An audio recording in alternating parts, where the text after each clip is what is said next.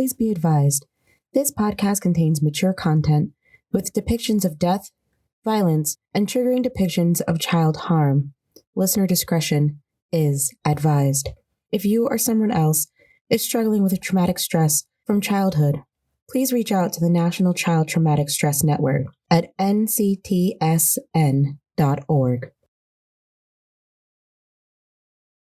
This week's episode is dedicated to two very special individuals.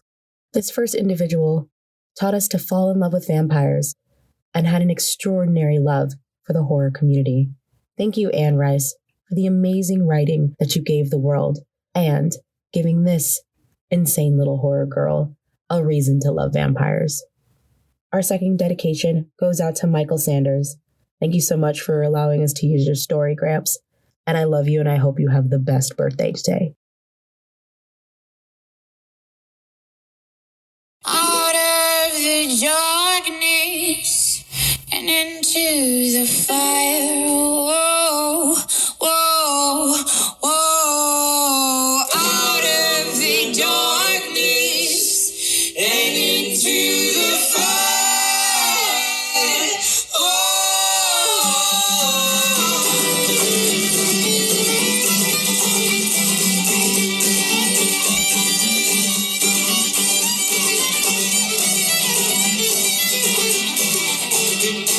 Welcome, dear traveler, to the Morbid Forest.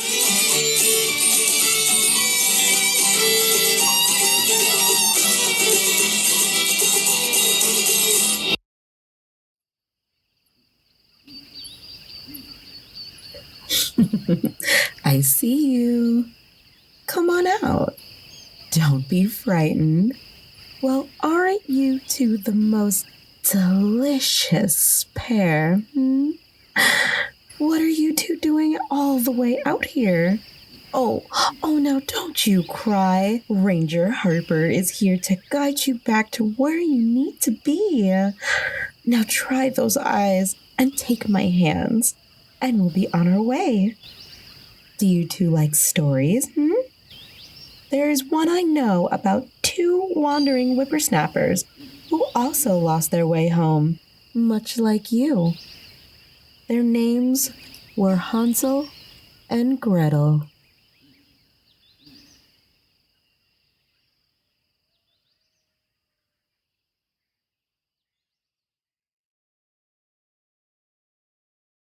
Man is the cruelest animal.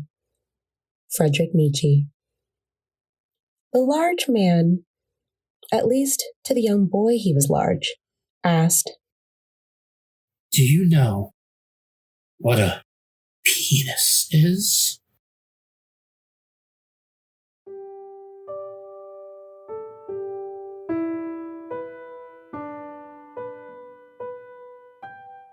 The elderly yet distinguished Westport House held their ears against the red sounds of the domestic discord. It was not that they hadn't heard similar sounds many times before, but rather it was only that such sounds made them feel sadder than they were already feeling from the leafless trees and months of dreary snow. Normally, during such violations of suburban quiet, two parties' voices were clearly audible. This time, only the shrill voice of a long-suffering wife, second wife, that is, reverberated in the icy air. It was just that Mr. Samuel's voice was not raised in rebuttal. On those rare instances, he got to speak at all. As a matter of fact, he spoke in a somewhat hushed tone, perhaps to encourage the second Mrs. Samuels to do the same, or perhaps of the embarrassment for the indecorous disturbance of the weekend peace in this somewhat crusty Selvin neighborhood. Stanley Samuels, a slightly short of an average with thinning brown hair and middle-aged bald spot and clear plastic frame glasses that emphasized the melancholy in his muddy brown eyes, were haggard from his wife's verbal assaults. They had been going on since late afternoon. Ordinarily, he enjoyed living in this post-rustic town, from which he commuted to New York every weekend morning. Even though the train ride was a bit long, he valued the hour or so of guaranteed quiet to contemplate his less than idyllic life.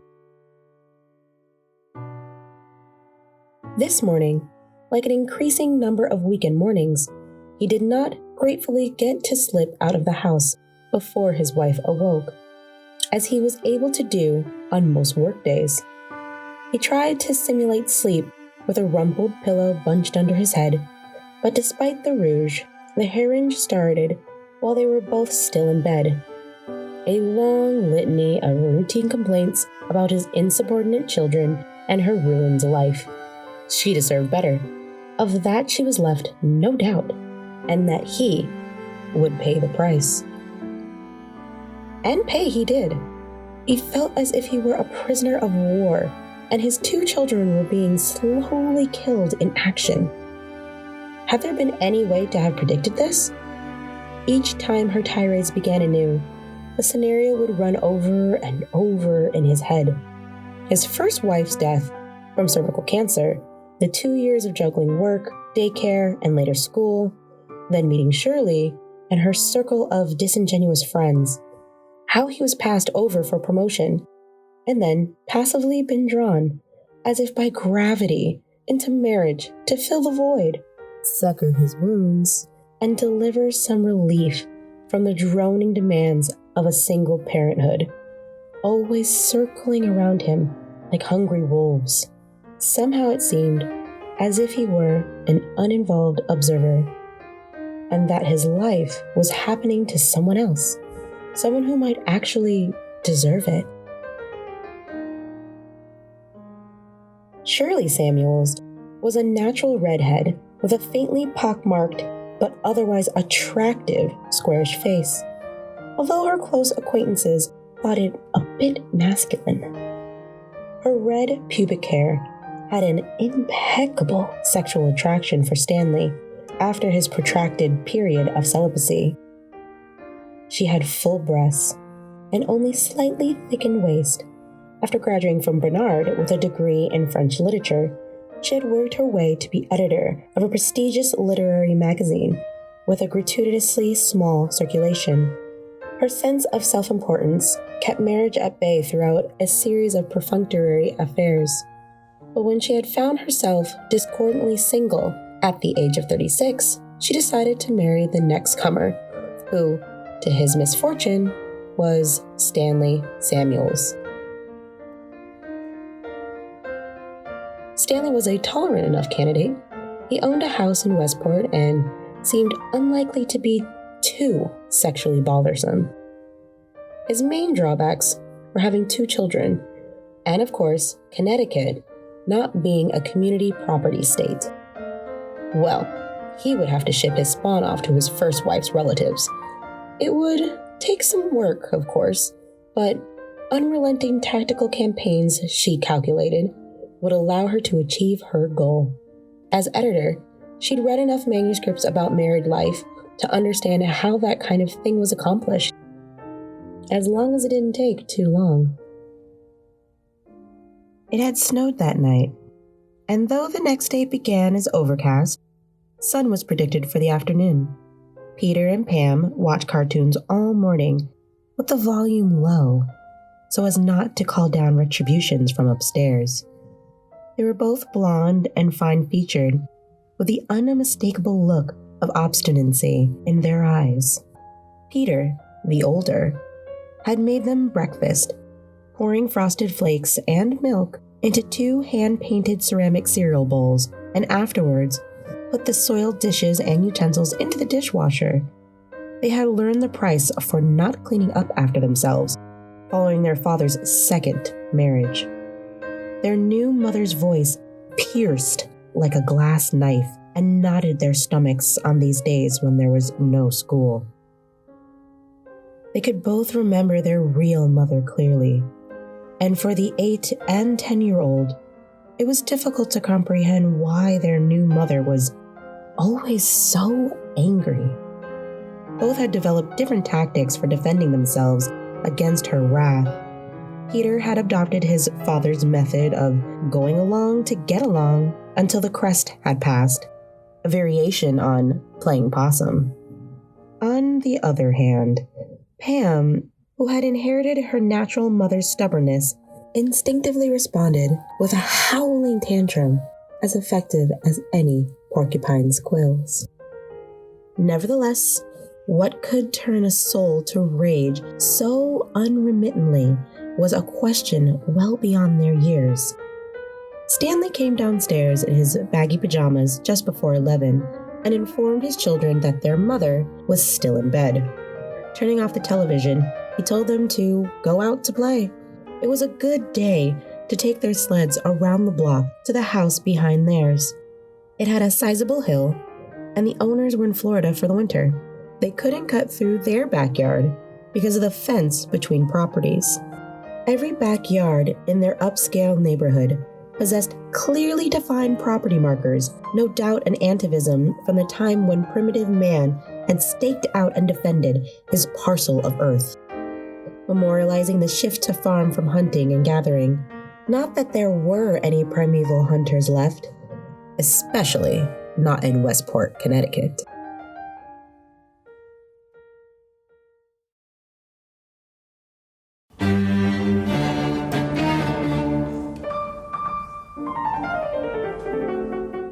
Sylvester had always hated his name, but eventually, his sadistic parents could no longer keep from him the fact that its diminutive was Sly. He liked that. So sly he was, but also pale, nervous, and almost always on the verge of tears. Sly was also what he would have to be to keep his unholy secret safe. His delight, indeed his revelry in taking life, of extinguishing the vital force of animated beings. He discovered this pleasure by chance, while innocently murdering insects, as toddlers do. Later, as a youth, watching the encroaching emptiness cloud over canine and feline eyes helped make the agony of having to live life as himself more bearable. However, after the cataclysm of puberty, mere analgesia alone would no longer suffice. He could now feel another imperative from inside his loins that could only be sated by dispensing death. And over slow years of trial and error, he developed reliable rituals for delaying and maximizing its shuddering release. At first, he believed that aborting an adult human life would unleash the ultimate ecstasy, but soon sensed something missing. Elemental powerfulness. An adult, after all, could be rendered helpless, but was in no essence not so. It was abject vulnerability that heightened both the purity and the intensity of his pleasure to a sacrament he himself was powerless to deny. Simply put, he craved children. By middle age, Sylvester, now a short man with an eggplant-shaped body, a reddish brush mustache, and an unkempt curly auburn hair, had perfected, or at least settled upon, a two-staged process. Once incarcerated, children were almost limitlessly malleable through hunger. He had tried television and movies, but their application was too complicated and time-consuming, while physically, punishment was counterproductive. His modus operandi, the ritual, he called it, was not dissimilar from others' sexual encounters of the quotidian kind. First, he needed a child to touch and arouse itself in order for him, in turn, to become aroused. A facsimile of foreplay. Indirect though it was, the thought of someone else touching his body smothered him in a bottomless, dark dread, echoing from the past and extinguishing all possibilities of pleasure. Likewise, he found that he should not touch a child's intimate tissues himself, since this only seemed to hurt or frighten it. Some children, because of developmental immaturity or impalpable fear, were unable to cooperate at all. So they were advanced immediately to the next stage, in which the climactic experience was not nearly as powerful, but still satisfying. However, the ones who were arousable were exquisitely more gratifying. Those he kept for several days, or as long as he could stand the mounting pressure, increasing the expectation of an even greater, eviscerating pleasure, in which he would be hurtled into nothingness, while at the same time expanding to fill the universe with undifferentiated bliss. Like a practiced enophile, anticipating the exact moment immediately before a wine reached its perfection, Sylvester had become a connoisseur of prepubescent children, able to almost telepathically perceive when their sexuality was at the razor's edge of blooming. He could accept a trace of pubic hair, since that could be depilated, but if a boy's penis had even begun to suggest the frightening shape of an adult male's, he would promptly consign to the next stage. That second and final stage in the ritual was asphyxiation with a plastic bag. Indeed, wasn't the agonal aching and withering of their little bodies the perfect simulacrum of a sexual crescendo? And didn't the mechanical dullness, the languor of burying those very same bodies, did it not mimic post-coital torpor?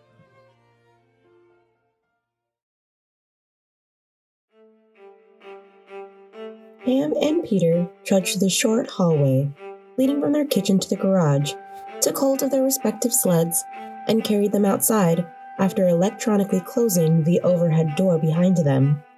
Once outside, they could pull their sleds by the tethers, their footsteps silently imprinting into the newly fallen powdery snow, the vapor of their breaths wisping away in the crisp air. Peter wore his black polyester snowsuit, a yellow wool knit cap pulled down over his ears, and gray woolen gloves. His sister's snowsuit was light blue, with its hood clinched around her chin, barely a glimpse of her face remaining exposed. Her dark blue, plastic-coated mittens were attached by a piece of yarn threaded up one sleeve and down the other. They both had thick red and yellow striped mufflers tied around their necks and matching black rubber boots, with the legs of their snowsuits tucked inside. A cell phone nestled in Peter's pants pocket. City snowplows had lumbered through before daybreak. The two children tramped up the freshly cleared street to the nearest corner. The neighborhood was plush with tall, thick-trunked elms, oak and maple trees, their top coats of new snow shimmering in the glare of the forecasted sunshine, filtering through their angular limbs. The wind had created several large drafts that needed to be circumvented in order to round the block. As they started down the street, running parallel behind their own, they saw a white van about a quarter of the way down the block. There were familiar sounds coming from its interior. Sylvester had awakened early after a night of vividly colored, cruel dreams. His heart raced, and breaths came in short, anxious gasps. The bedsheets were rumpled and wet. He knew it was time. The last 2 days of reconnoitering were causing unpleasant tingling sensations in his groin, and he could feel pressure building inside his skull. His body was telling him to hurry up if he didn't want the aching to start in his testicles. His sexual ritual had been well worked out But the actual capture of the children still continued to evolve.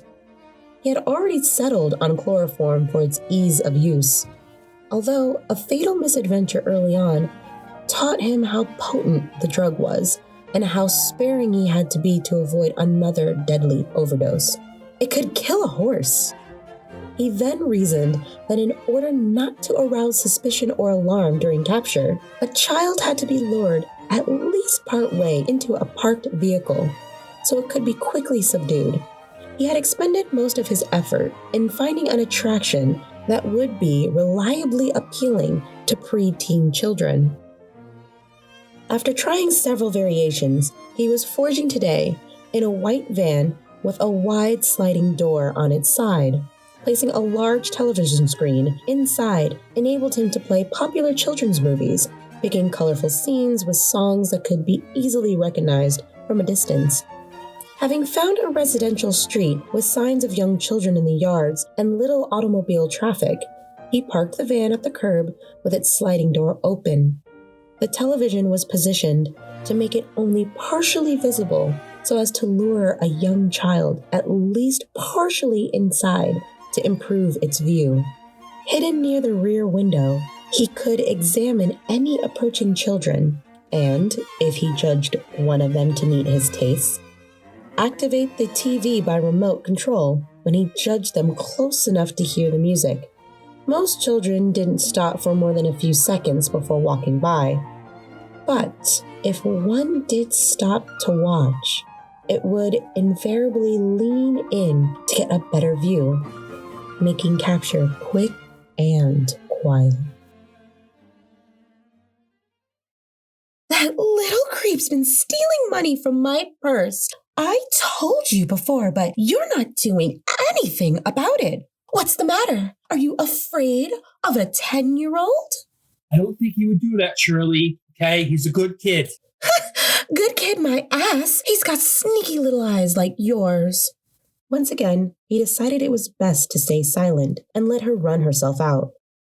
And what about that precious girl of yours, If she's so great, why is she always sneaking in here and going through my things, She's been rummaging in my drawers again, and don't tell me she hasn't. But you keep the bedroom door locked, he blurted. Don't change the subject. You'd better start calling your ex's family and see about getting them someplace else to live, because I can't do this any longer. I mean it, Stanley. Judging that she had accomplished enough for this session, Shirley advanced to the second part of her ritual. She really couldn't understand how the dope wasn't catching on. I'm going to take a shower. She sighed with an unmistakable exasperation of the wronged, pulled her sweater over her head, and stepped out of her pants.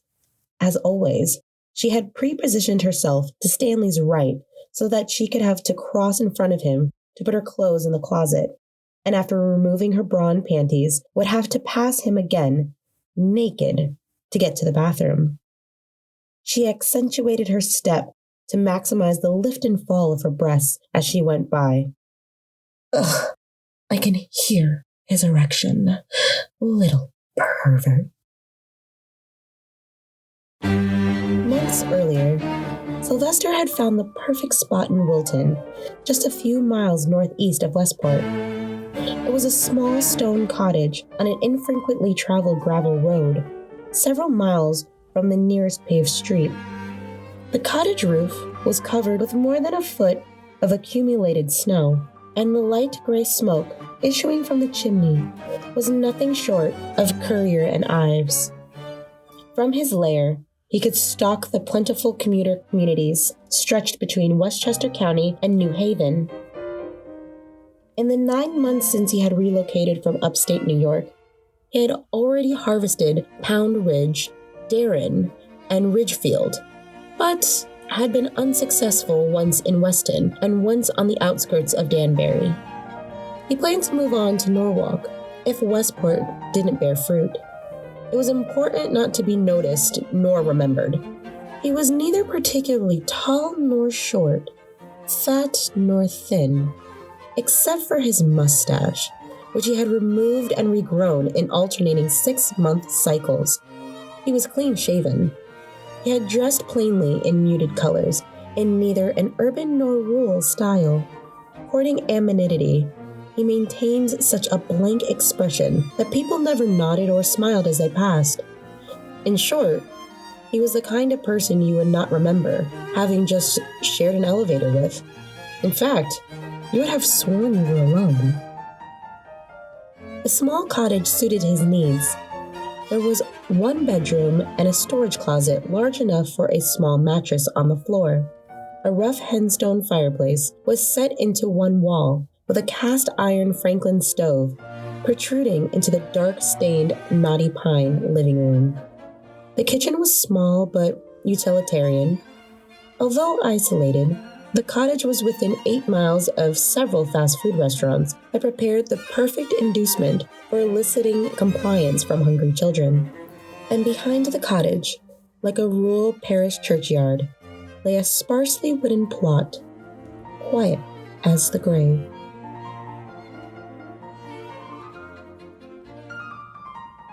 Upon their arrival at the cottage, the children were still asleep from the chloroform. He locked them in the storage closet and went for dinner. He found it best to let the children exhaust himself physically and emotionally and miss a few meals before trying to entice him into the ritual. Sylvester did not feel that he was homosexual.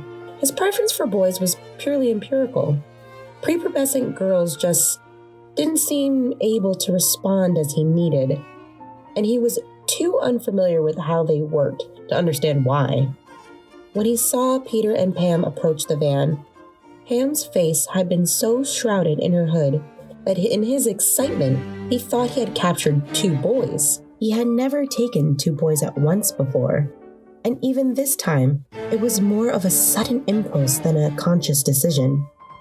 During their ride to the cottage, he fantasized about 2 naked boys playing together, an erotic cornucopia.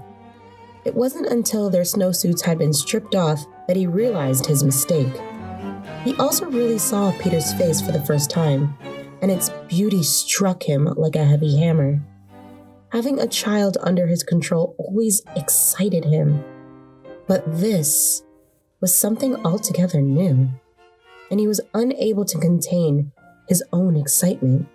The boy's delicate cheeks, fine flaxen hair, and sensual mouth intoxicated him in a way that transcended pure sexuality. He frankly tried to clear his head, but having already been bitten, didn't realize it was too late. After leaving the children locked in the closet, he drove to the diner as if in a dream, heart pounding and breathing almost painfully, intoxicated. Thank God for the ritual. The well-practiced processes would surely save him. The automobile parked in the Samuels' driveway had an official shield with Westport Police painted in green on its doors, and its rooftop beacon swept the deepening darkness with rotating rays of colored light.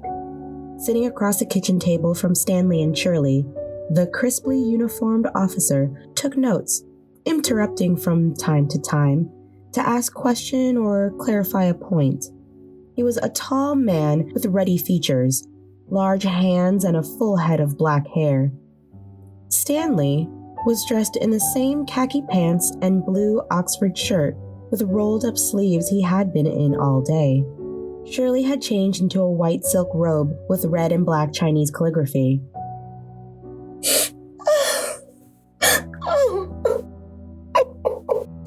I don't know what I'd do if anything happened to them.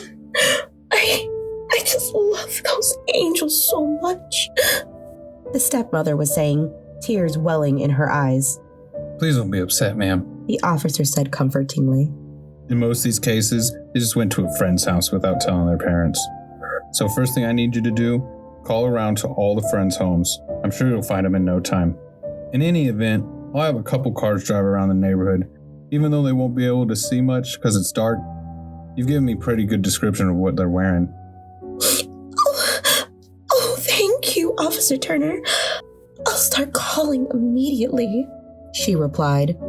not having the faintest idea who her stepchildren's friends were, or if they even had any friends at all. In fact, she knew as little about them as she could possibly manage. As she got up, she leaned across the counter to touch the policeman's forearm, letting the top of her robe fall open so he can see both of her breasts. Do you have a cell phone I can call you on if I need you, officer? Oh, and take my cell number in case our phone is busy.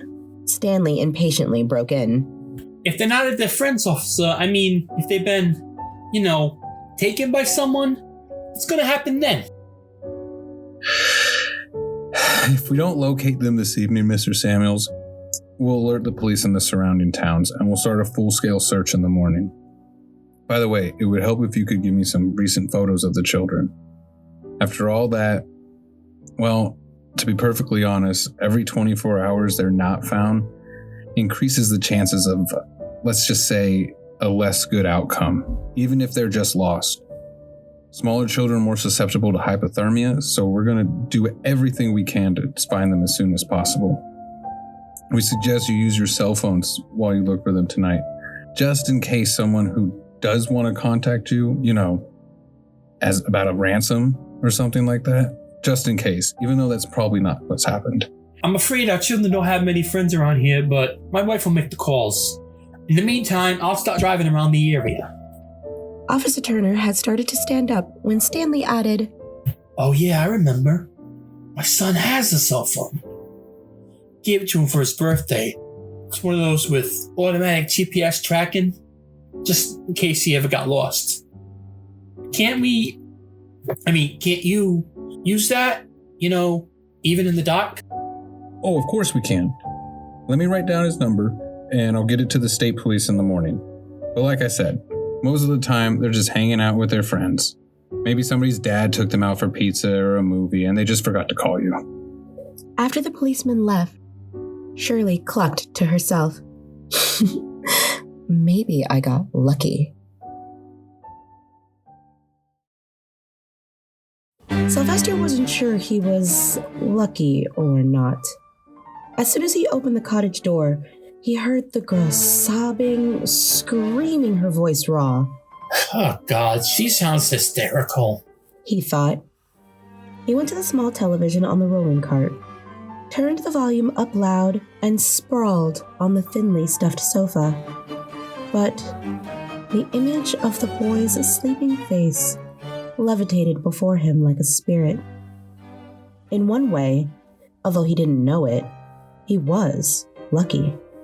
Being overcome with this newfound excitement, Sylvester had neglected to search the children's clothing for cell phones, something he routinely did.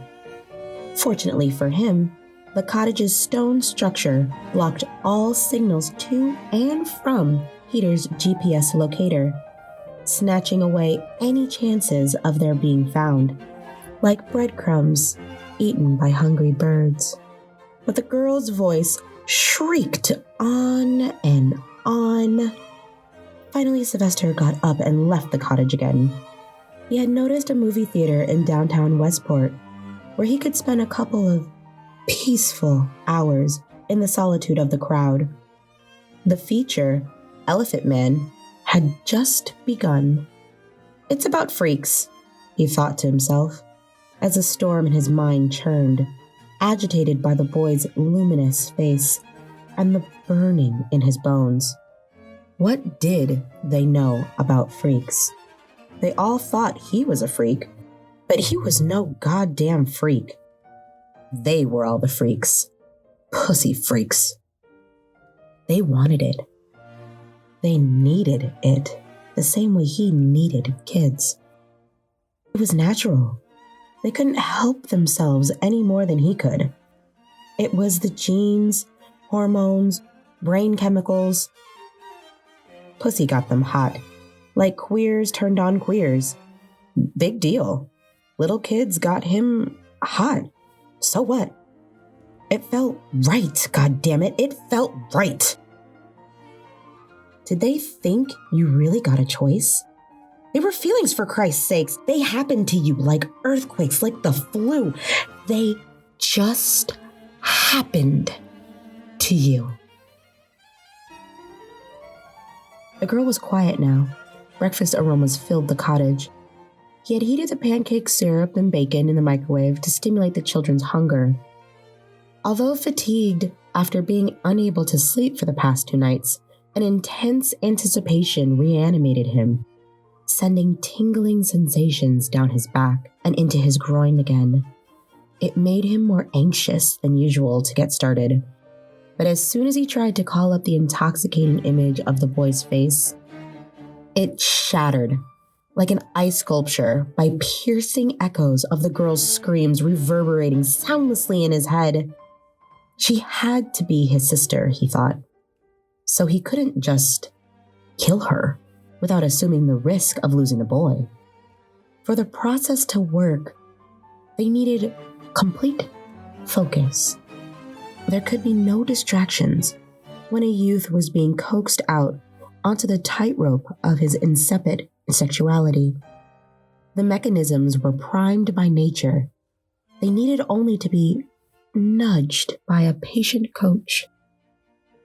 Sylvester hadn't felt butterflies for so long, but they were fluttering violently this morning. Unlocking the door, he stood back, barely breathing. The boy came out first, inquisitive, shielding his eyes from the light with one hand and pulling the girl behind him with the other. An incendiary spark from the boy's beauty instantly reignited the fire inside Sylvester's chest. Then he froze at the sight of the wretched girl, as if she were Medusa herself. Perspiring, her breathing seemed shallow and quick. She was thin with dirty blonde hair, now tangled and matted to her sweaty head. Her eyes were puffy and red, and her dirt-smeared face was covered with crusted tears, her cheeks with violaceous blotches. Bubbles of mucus hung in her nostrils. She looked dazed, almost hypnotized, as she slunk into the room. Her feet were bare and her toes were bloody and raw from hysterically kicking at the door for hours on end. She was much too young to be here. Sylvester suddenly realized how overwhelmed he must have been at the van not to have noticed. But now, it was too late. Pushing her out of his mind, his eyes were drawn away, as if by powerful magnets, back to the boy's delicate, narrow face. His skin was so white as to be almost translucent. His eyes, which he had not seen while the boy slept, the eyes were preternaturally large and slate blue, like the winter ocean, with long, fine lashes that blinked slowly in the bright sunlight slicing horizontally through the cottage windows. You must be hungry. Sylvester stammered cheerfully, like a friendly uncle. Come on, sit down. The ritual was taking over. He motioned to the round table with the 2 plates of pancakes and bacon and a pitcher of syrup set to one side, across from the 2 chairs. A third chair sat between the food and the others. Peter, whose attention had already been drawn to the table by the smell of food, wordlessly walked over, pulling his sister by the hand, then placed her in one of the 2 chairs and sat in the other. His hunger made him lean towards the food, like a racehorse straining at the gate, awaiting a signal from the unknown man who had sat down in the 3rd chair. The man pushed the plate in front of the children, and Peter pounced on the food, forking a large piece of pancakes into his mouth. The girl just stared ahead, unseeing. Before the boy could take a second piece, the man pulled the plates away and said, I want you to do me a little favor, and then you can get right back to your food. Nothing, really. I want to borrow what you're wearing. Just for a few minutes. It's okay. It's really warm in here anyway.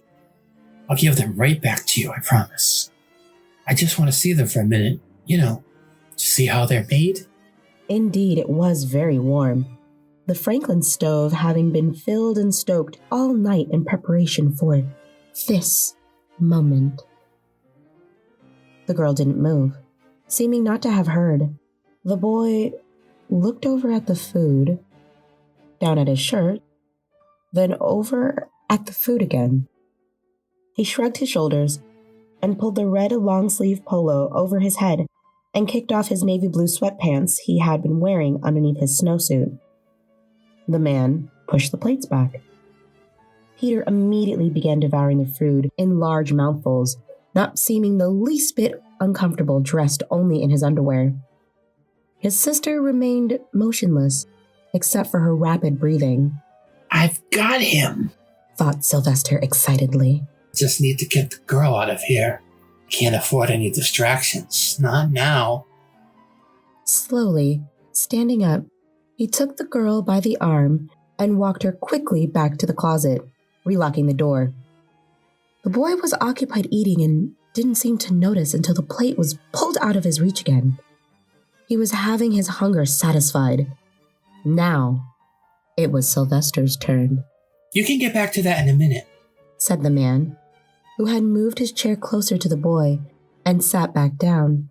But first, I want to ask you a question. Turn your chair on a little, so I can see you better. The boy did as he was told and sat back down, staring inquisitively at the large man. At least, he looked large to him. Do you know what a penis is? He had directed this opening line so many times. He could even remember how often. But rather than the rush of rising excitement he usually experienced, Sylvester felt embarrassed as soon as the words tumbled out, the phrase bilious in his mouth. Never before in all the many rituals he'd performed had this happened to him.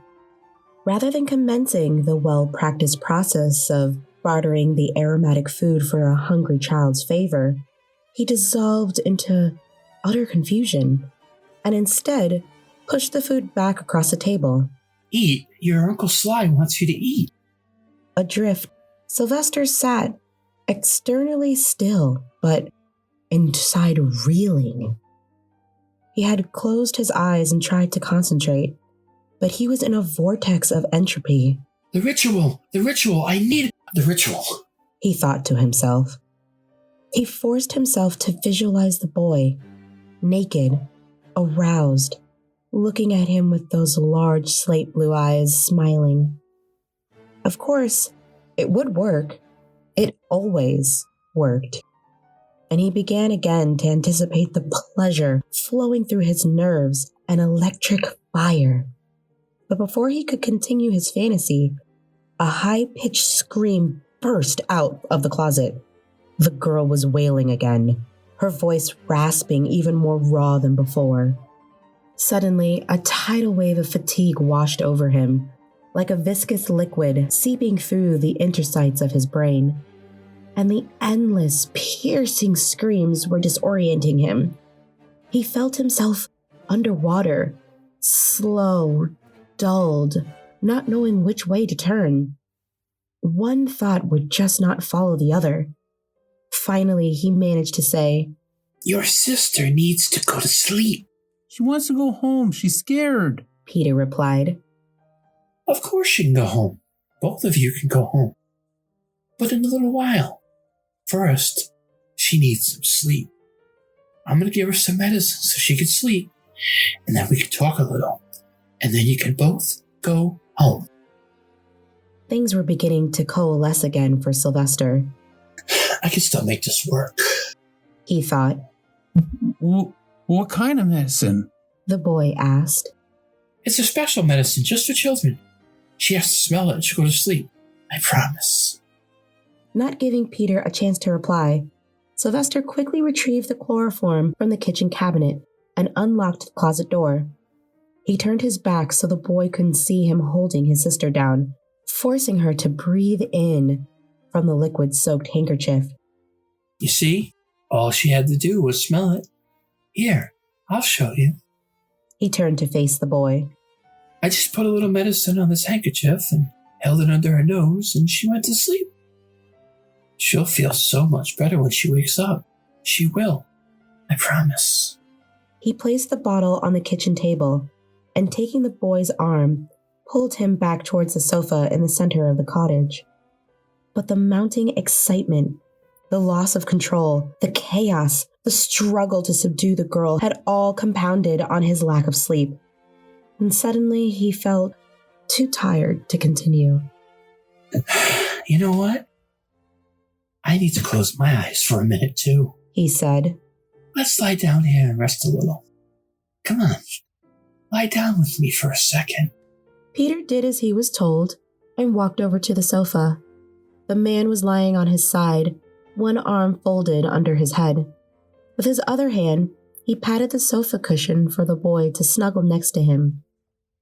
Peter lay down with his back pressed against the larger man, his blonde head fitting just under the man's chin, and felt an arm descend across his chest in a soft embrace. Sylvester could smell the boy's sweet hair and sense his soft, warm skin close to him.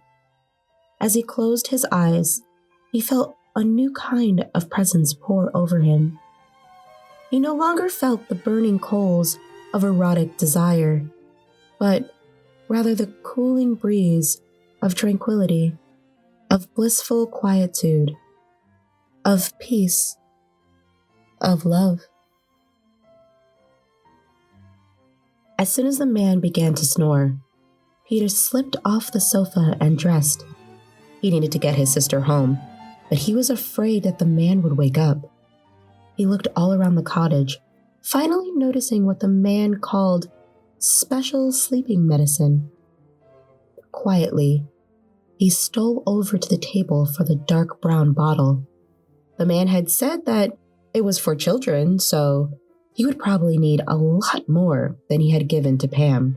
So he poured the large bottle's entire contents onto the pillow, right underneath the sleeping man's nose. The front door was not locked. Peter retrieved a handful of snow and brought it into the closet to help wake his sister. It seemed to take forever, and he kept on whispering close to her ear. We're going home. We're going home. We're going home. We're going home. We're going home. His cell phone started playing the Star-Spangled Banner. The tall man with large hands had to lean over the red-headed woman laying next to him in the motel bed to answer his phone. Officer Turner speaking, he announced. He listened for a few minutes, then said, I'll get right over there and tell the parents myself. He ended the call and said to the woman, Great news. They found your kids, tracked them with the GPS. They're both okay and heading home as soon as they get checked out at the hospital. Oh, shit, thought the woman. I'm totally out of here.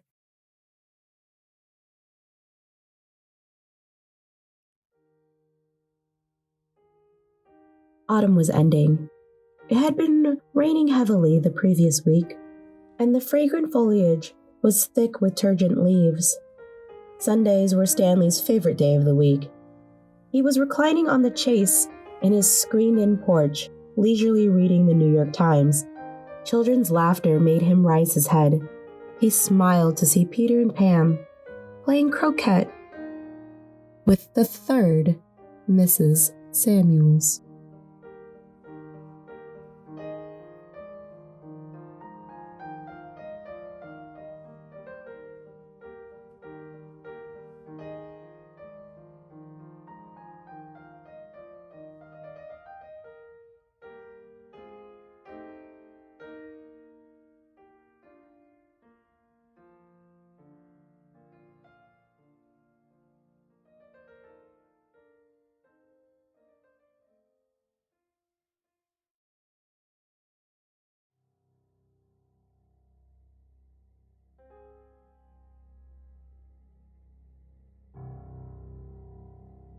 This has been a Morbid Forest Production. On this week's episode, you've heard Hansel and Gretel, written by Michael Sanders and narrated by Naomi Richards, Shawn Moreau, and Matthew Trevino. Michael Sanders, a physician, scientist, writer, and poet, received his undergrad degree in philosophy from Cornell University and his MD from New York University Medical School. His first book of poetry, Fun in Space, Love in a Violent World, and Other Poems, was published in 2014. Dr. Sanders currently lives with his wife, Diane, in southern Florida, and is the mentor and unfortunate grandfather of this horrifying Ranger Harper. If you liked this tale, you can find other retellings like this one of Brothers Grimm tales in his book, The Evil That Men Do, Modern Fairy Tales for Grown-Ups. I'll link the book in the show notes. You can find it on Amazon and most Barnes & Nobles and other bookstores. Some of them you just have to order them from, but Amazon's the best way to go. Follow us on Instagram and Twitter at The Morbid Forest for up-to-date news on the show. And if you want to write us a little love letter, send it to themorbidforest@gmail.com. And don't forget to rate and review us on Apple Podcasts and on Spotify. It's the best way for us to reach more travelers out there, just like you. And as always, thank you so much, travelers, for taking the time out of your day to listen to us. And we'll see you next week on The Morbid Forest.